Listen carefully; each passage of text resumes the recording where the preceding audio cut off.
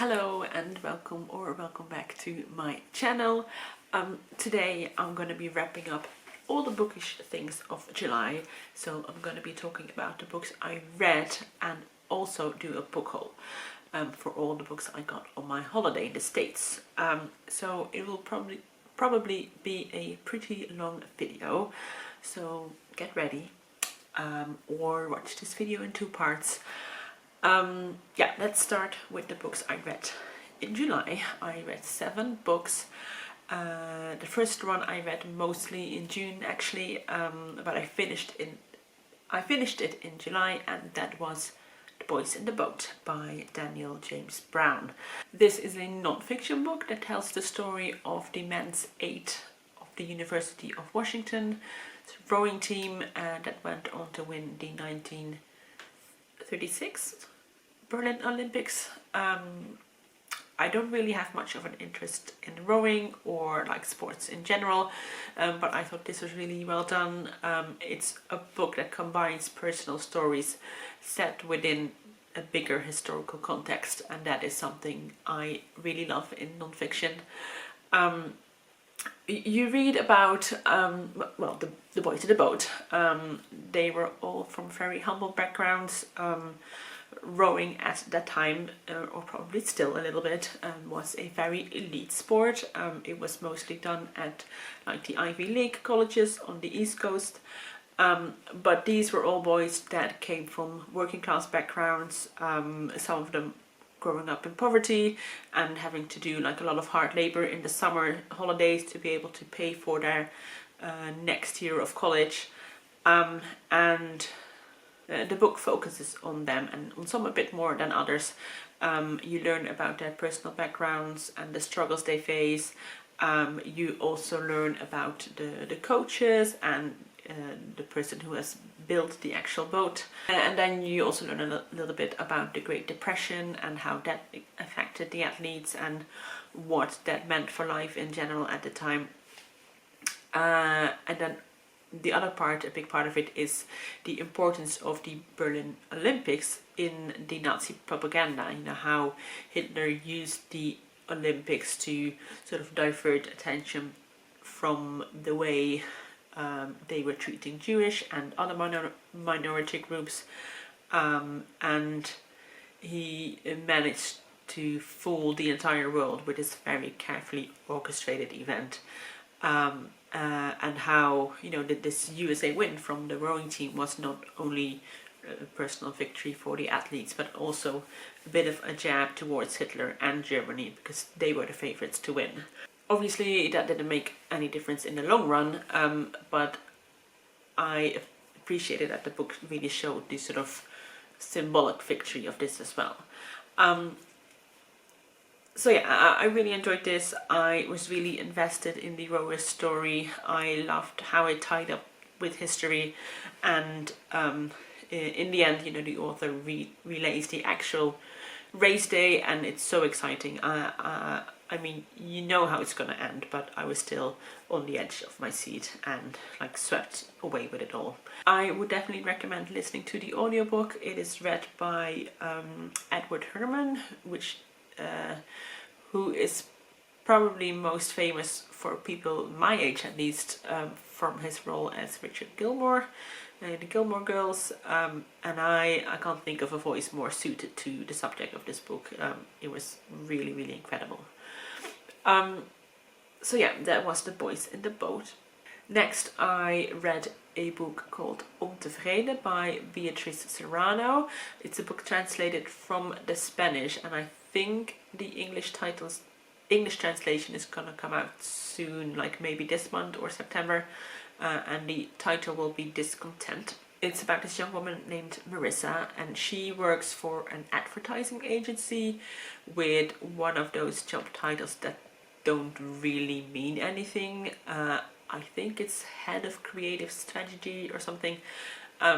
And she does not like her job at all. She has an art degree. She came to this job just to sort of start somewhere that is remotely creative, and she, you know, ended up getting promoted a couple of times, and this job was only supposed to be temporary, and now she feels like she's stuck in this job she kind of hates. She needs to take a lot of anxiety medication to get through the day, and then now on top of it all, she has to go to this team building weekend with her colleagues that she really hates. Now I think plot wise this book was just okay, it was fine, didn't really care that much about what happens in the story. Characters were also fine, you know, probably a bit forgetful but adequate. But what this book really excels in is in depicting the mundanity of office life. You know, the work floor politics, the jargon, the self-sustaining work that isn't actually work, the meetings that could have been an email, the sort of hopeless realization that you're going to be doing this for a while because you're a long way from retirement, and all the things you're not going to be able to do because you live in a capitalist society that is built on people doing meaningless jobs that only contribute to other people doing other meaningless jobs, that contribute to people just buying more stuff. And I think just for that, this book will be worth picking up, because if you've ever worked in an office job or in a setting where you had to interact with other colleagues, you will recognize things in this book and relate to it, and it's very confrontational in this way. So yeah, that was a fun little read.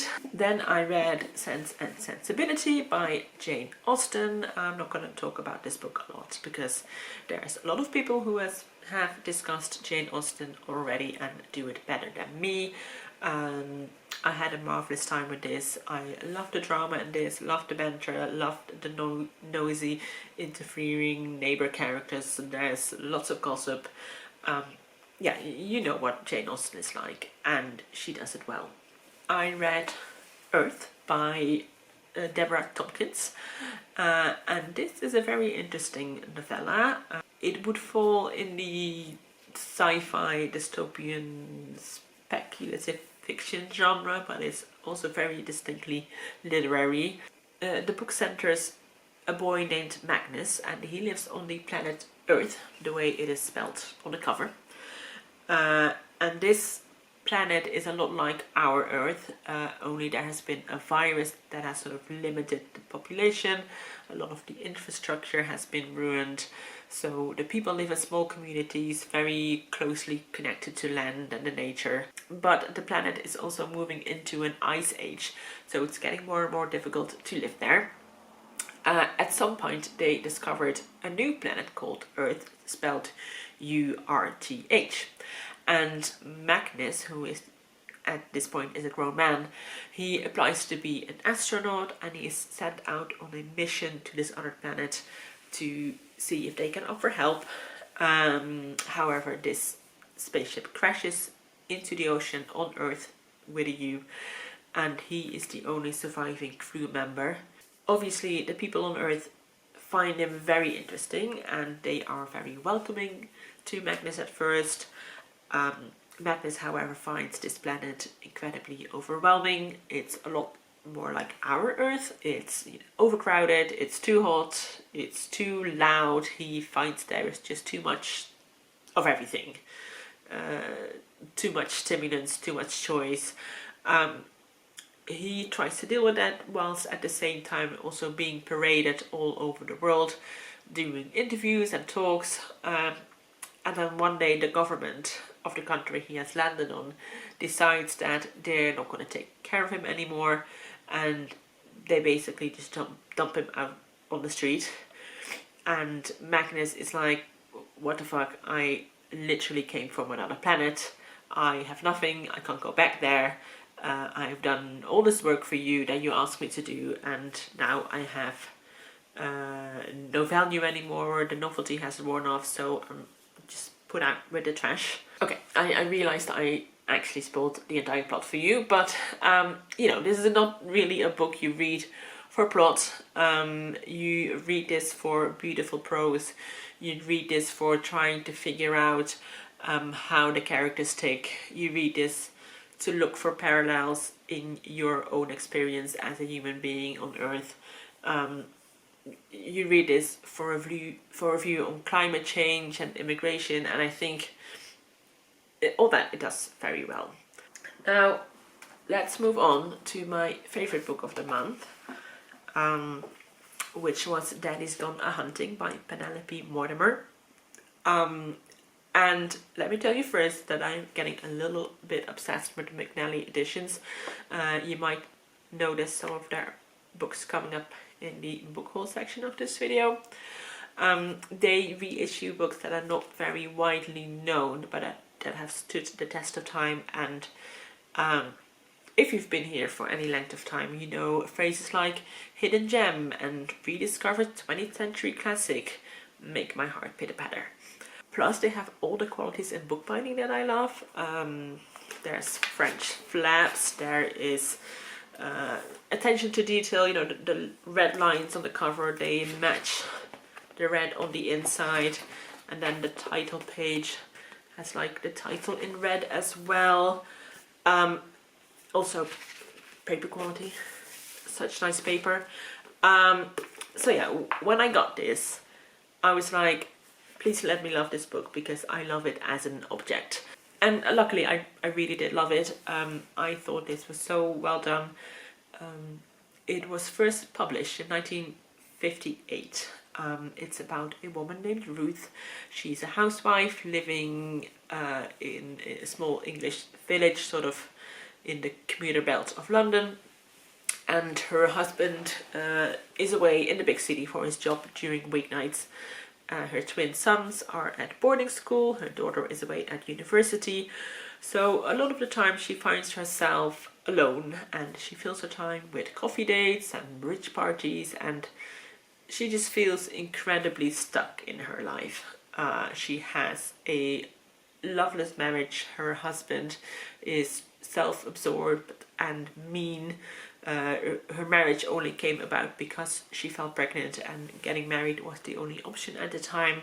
And this combination of this, you know, stifling monotony of her daily life, her lack of agency, not being able to make her own decisions in a lot of things, and also expectations from society, make that Ruth suffers from a pretty severe depression. And I think just that part alone is really brilliantly done. The way it depicts this sort of oppressive horror of being stuck in a loveless marriage with no way out. The way this depression has a hold of her, it really shows how disabling depression can be, how she is physically incapable of taking care of herself because of this depression. Also very interesting to read how depression was seen at the time and what they did to treat it. Yeah, anyway, the plot of the book sort of gets on the way when one day her daughter Angela comes home from university and she tells her mother that she's pregnant. And this sort of ignites a passion in Ruth because she is desperate to help prevent Angela to fall in the same trap of life that she had, which means getting stuck in a marriage. And she tries to help Angela get an abortion in a time and place where this was illegal. I think the way it deals with that feels really ahead of its time, and still obviously so very relevant now. It reads like such a time capsule of feminist issues at the time and the sort of gender dynamics back then. And I think it's interesting to see how much has changed and how much is also still the same. I think the writing in this is really sharp, the dialogue is well done, her writing feels really fresh and precise, and I think it really fits the sort of psychological suffocation and dread you feel when reading this book. Yeah, highly recommend this book. Then I read Sexing the Cherry by Jeanette Winterson, which is just a weird ass title for a weird ass book. It's set in 17th century England. Mainly there is some time travel involved. It centers our two main characters. One is a woman called Dog Woman. She is this larger-than-life character, both in her actual stature, but also in how she acts. She is very unapologetic. She's defying societal norms regarding to her gender. She's very violent. She's crude, and doesn't care what other people think about her. And then her adoptive son Jordan, he's a lot more gentle. He's very curious about the world. He wants to travel. He's thoughtful and introspective. So together they make this very interesting duo. Look, I have no clue what happens in this book. Don't ask me to describe the plot because I have no idea. I thought the characters were cool. I liked that it plays with time. I like how it deconstructs traditional gender roles. Like 75%, 80% of this book went completely over my head. I definitely don't really feel smart enough for this book, but I can see it's queer, I can see it's rebellious, and I liked it for that. And then lastly, I read Jubilee by Margaret Walker. I told someone I was reading this book, I think it was Karen, and she said like, oh yeah, that's the book that's like Gone with the Wind, only written from the black perspective, and more realistic than romanticizing. And even though I've never read Gone with the Wind, I think that sounds about right. The book follows the life of Fiery. She's a girl born into slavery. Her mother is a slave and her father is the plantation owner. She's very light-skinned, and her being able to pass off as white definitely is something that comes back in the book a couple of times. And basically we follow her life when she lives in slavery, then during the Civil War, and then the period after the Civil War when slavery was abolished. I think it goes without saying that this book comes with all the trigger and content warnings you might associate with slavery, racist violence and trauma. It feels very authentic in the way it shows how Fiery deals with her life in slavery, what it is like being treated as property and living in constant fear and uncertainty, what it was like to raise children in a violent world,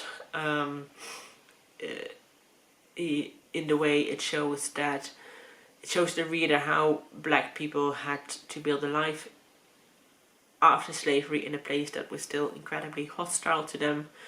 The author based her book on the stories her great-grandmother told her, and I love that in this book we see the importance of oral storytelling and oral history, and how important it was and still is for people who for a very long time were prevented to learn how to read and write. I think if you are looking for sort of a sweeping dramatic story like Gone with the Wind, you might be a little bit disappointed, because this is definitely a lot more character based. Fiery especially, I think, is a character that is so well drawn out. She's very multi-layered and complex. You can really see how her lived experience makes her the woman she is, who is someone that is far from perfect but does what she thinks best with the knowledge that she has. It definitely has some dramatic things to move the plot forward, but I don't think that's the aim of the book. So yeah, if you need a lot of plot twists, that this might not be for you, but I think it's well worth the 500 pages or so, and I would say this book deserves a place in the literary canon, and it's a book that should be taught in the classrooms. Okay, that was all the books I read in July. Let's move over to the book haul section of this video. I went on a holiday to the United States. I mainly went to see Karen of the Roving Reader, together with Heather from Too Many Heathers. I visited her in her hometown in Michigan, and then I also spent a couple of days in Boston, and I met up with Lizzie from Lizzie's Literary Life. You know, booktube, bringing people together. I loved it. So yeah, that was definitely a highlight of the trip, seeing my besties from booktube. Another highlight would definitely be visiting bookstores. I think that it's definitely something you get right at the other side of the pond. There is so many good indie bookstores.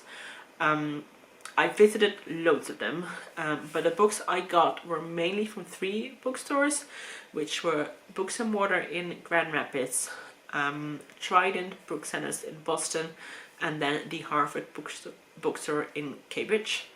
I got 14 books in total, and let's see if I can make some sort of categories. I should say that I try to be very careful of picking books that would be hard for me to get in Europe. So there is a focus on like US based indie publishers, which I really love, and it also helped me from not going too crazy.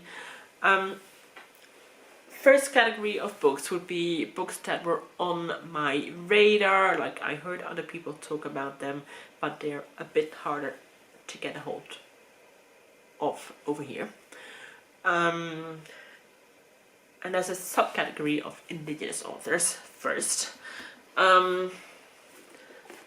I got The Berry Pickers by Amanda Peters, which I think will be the most well-known book on this stack. Haven't got a clue what it's about though. From what I got from the back, it's about a Mi'kmaq, I'm not sure how to pronounce this. This family from Nova Scotia, and they have a tradition to go blueberry picking in Maine during the summer. And this one summer, their youngest daughter, Ruthie, she disappears on this trip. And then we have another timeline set a bit later, where the daughter of this wealthy family in Maine has recurring dreams, and she's wondering whether there might be some truth in those dreams. And I feel like we can put 2 and 2 together. Yeah, people seem to love this book, so let's see if it's worth the hype. Another book by an indigenous author is The Beadworkers by Beth Piatote or Piatote. This is a short story collection. I know Melinda of A Web of Stories has really enjoyed this book and mentioned it quite a few times on her channel, so I took her recommendation. I don't really know what this book is about either, but I do love a short story collection, so if someone whose taste in books I trust will recommend one, I will likely put it on my radar. The last book in this subcategory is Carrie by Toni Jensen. This is a memoir. On the back it says a powerful poetic memoir about what it means to exist as an indigenous woman in America, told in snapshots of the author's encounters with gun violence. And it looks to be a memoir in essays.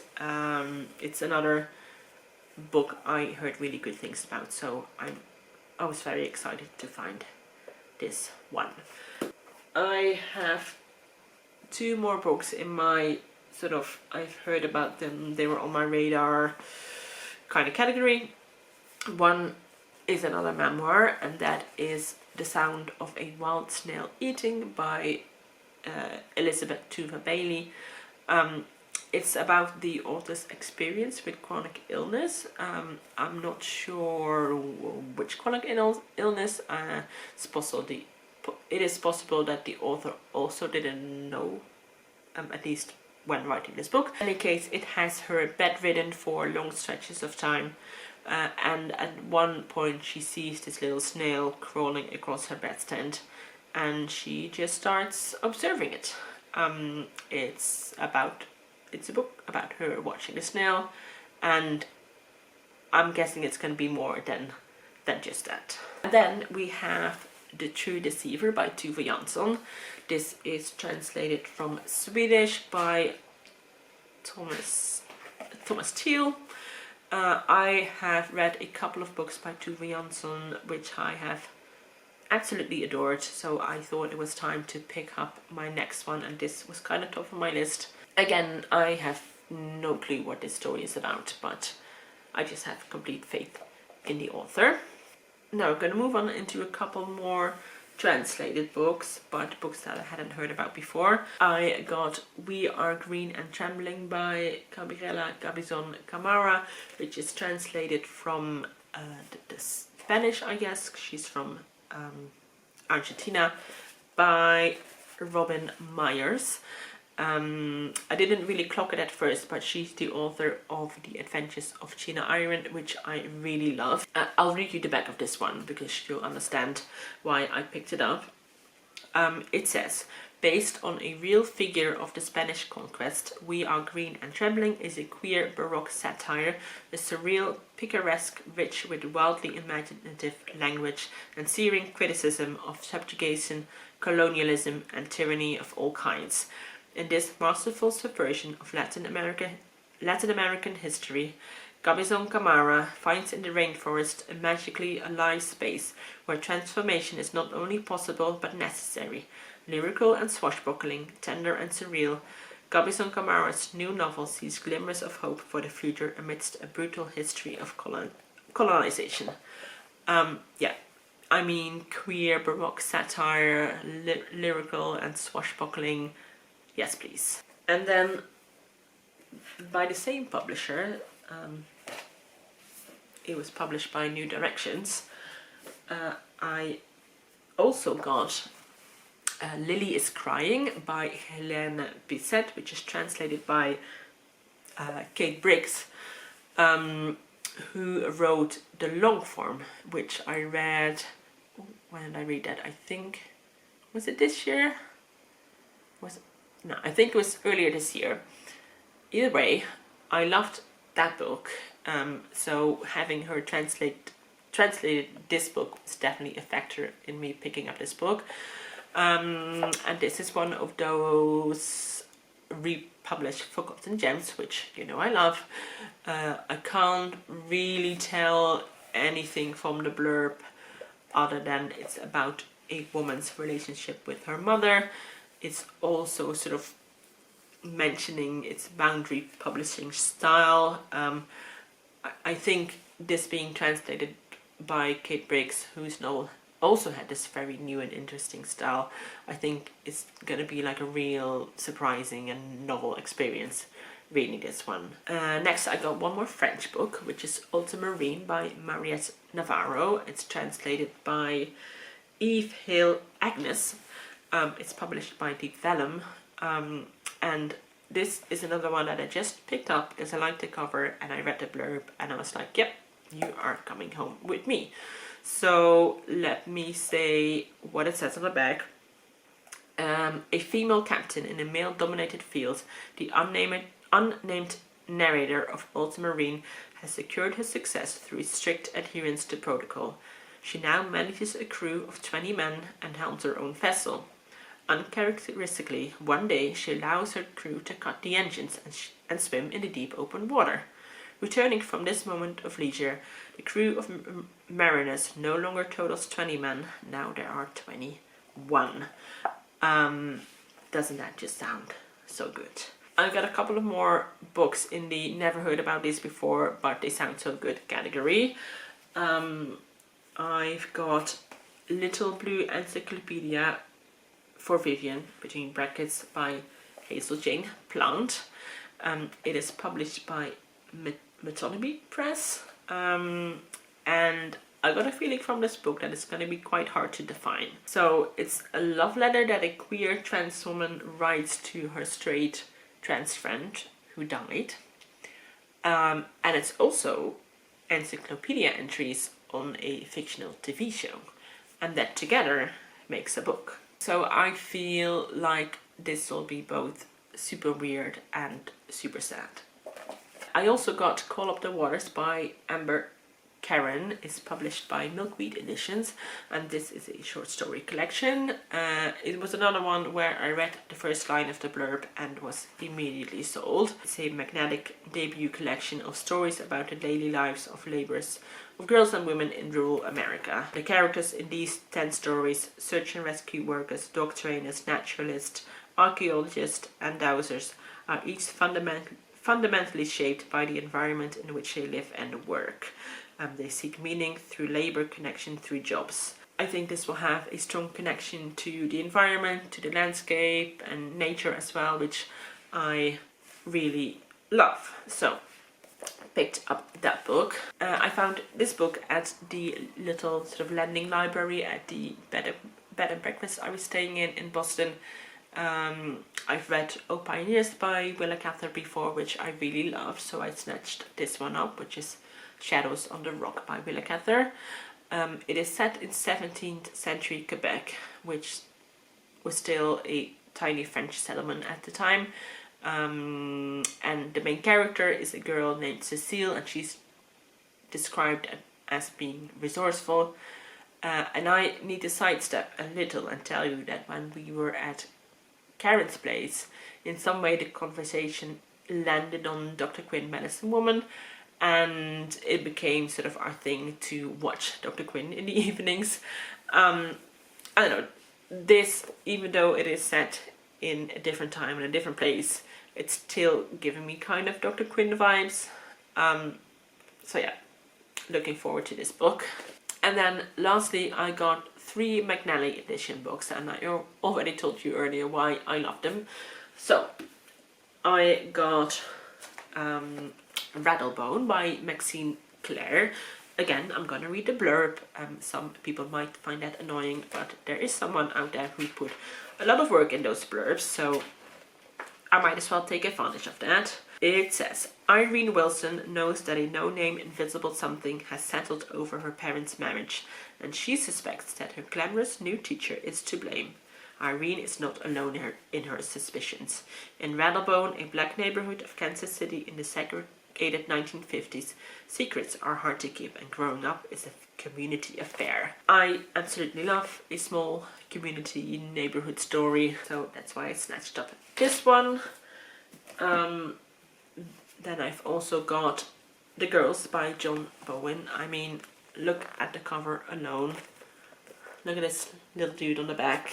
It says, a wry, macabre tale of simple living, brutal murder, and a reasonably happy couple. It also says, it's for those who feel Barbara Pym-ish on some days and Stephen King-ish on others. And I feel like this is just going to be so deliciously weird and creepy in the most prim and proper way.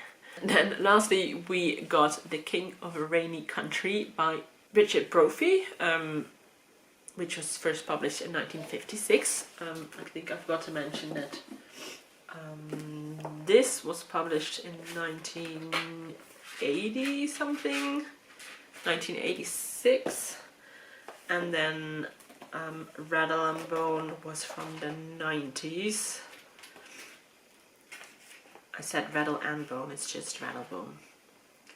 That was from 1994.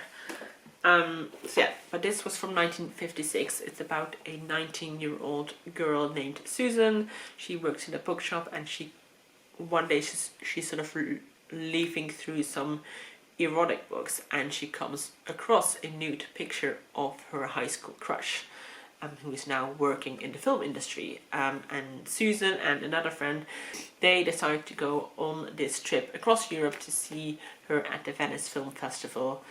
And it sounds to me like it's going to be this sort of wild comedy of errors type of travel stories, and it sounded really fun.